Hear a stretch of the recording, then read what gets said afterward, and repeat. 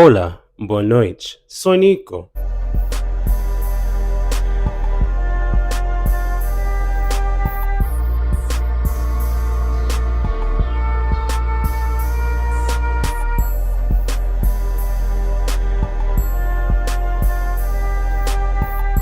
And today we are here for the first ever quick chat. Nico, what is the quick chat? These will be videos that I sprinkle throughout the day in between the main channel videos on Wednesday, Friday, and Thursday if you're on Patreon. Speaking of, if you'd like to support this channel and this content, make sure to subscribe to patreon.com/Nicosaesthetics for more exclusive videos, weekly live streams, and to be a part of the live streams where we have multifaceted conversations on different topics depending on the week. If that sounds interesting to you, definitely tune in. I will not be doing like the full spiel on these little videos. It'll just be the Patreon plugin, just if you want to support the channel. But now let's get on to the actual conversation. Today we are going to be talking about a young man named Cottrell, who has gone viral recently for very loudly proclaiming that he does not want to link, he does not want to smoke, he does not want to chill. He can smoke, chill, eat, do all that stuff in the confines of his home. He wants to be taken out on an actual date, and it's starting to infuriate him because it's not only younger people his age, but people in their 40s that will reach out to him and only try to link and get him to smoke and chill. Stop hitting me up to do the nasty! I want a boyfriend. I want to go on a date. Why is this so hard for y'all to understand? Where did the chivalry go? Y'all are so worried about what I am if I'm a top or bottom. Hey, Cottrell, come on over and you can smoke and drink with me. I can do that at my house! Is this how y'all mamas raised y'all? When was the last time y'all took me on a date? And then on top of that, y'all be like 40. You are too grown to be doing all that shit. Ask somebody about their dietary restrictions instead of asking them about if they're a top or a bottom. And it's not a far-fetched conversation, and there's a reason that it went viral because our community has a consistent problem of people coming online complaining, saying, where are all the good men at? I'm ready for love. I'm ready for a relationship. Meanwhile, nobody is getting together. Clearly, there are people getting together, but the masses in and of themselves tend to stay single, yet everybody wants a relationship. And unfortunately, a lot of people will not like it.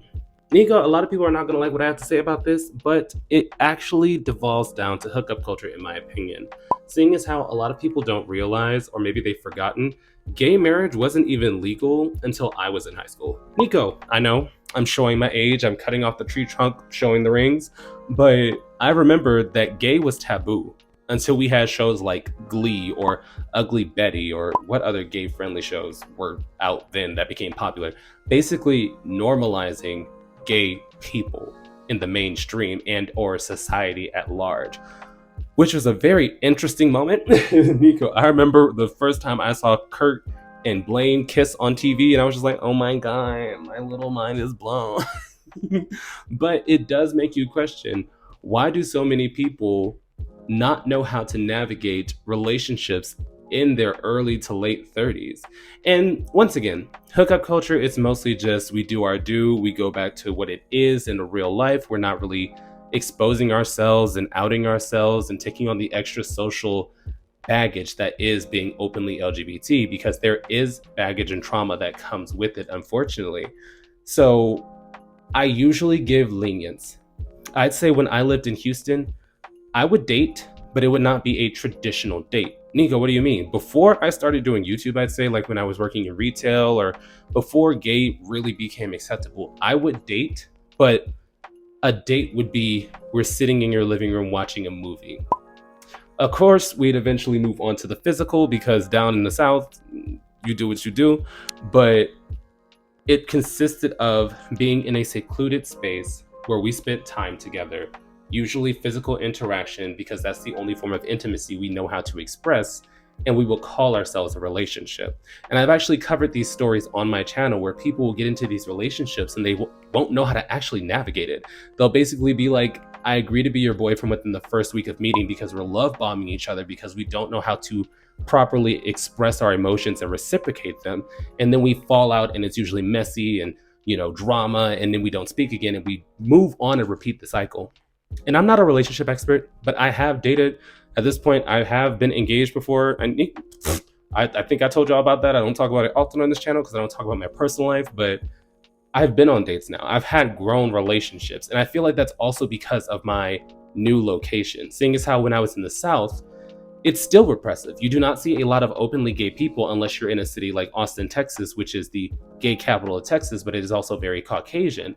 So when I moved to New York City, where gay life is booming and thriving, tons of Black and brown LGBT people, tons of successful long-term relationships, it makes you sit back and realize this is possible, but not for me based on my location. So I've actually had the freedom to actively explore casual dating, actively explore more intimate dating, such as, say, for example, we're both out. We both are with our groups of friends. We have some mutual friends. We meet, we swap Instagrams. Okay, cool. We run into each other at another party. We continue the conversation. Okay, cool. Then third time we meet up, we're both a little tipsy. We start lightly kissing. Then it becomes are you single?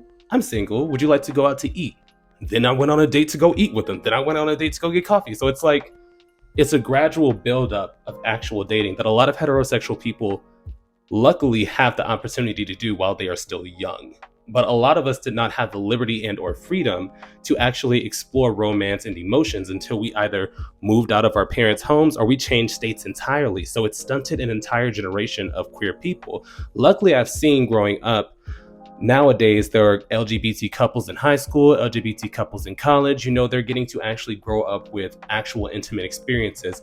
But you will be left with a lot of people that are still reliant on hookup culture and don't know how to properly navigate it. So they'll date someone that's younger, and that person will think, okay, me sitting inside the home and not actually being seen with this person is what romance is going to be for me for the rest of my life.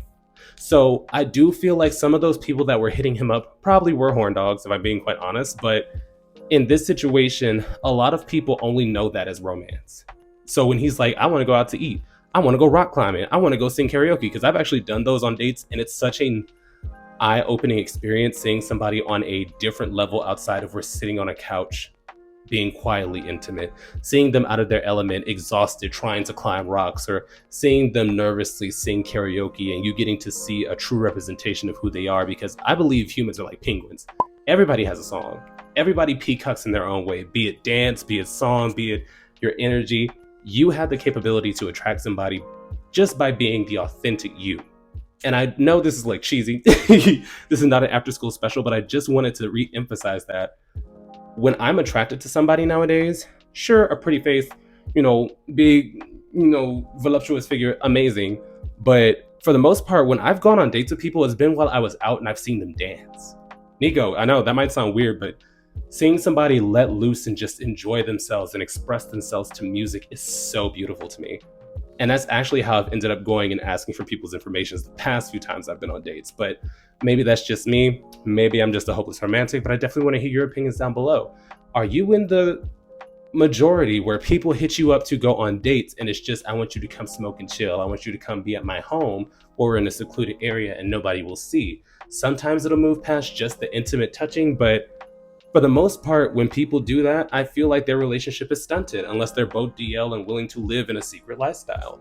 Have you been in the minority where you've been in a more populated city and or accepting area, and you've actually been able to explore romance and explore love and dating and see what it's like to share intimacy with another person?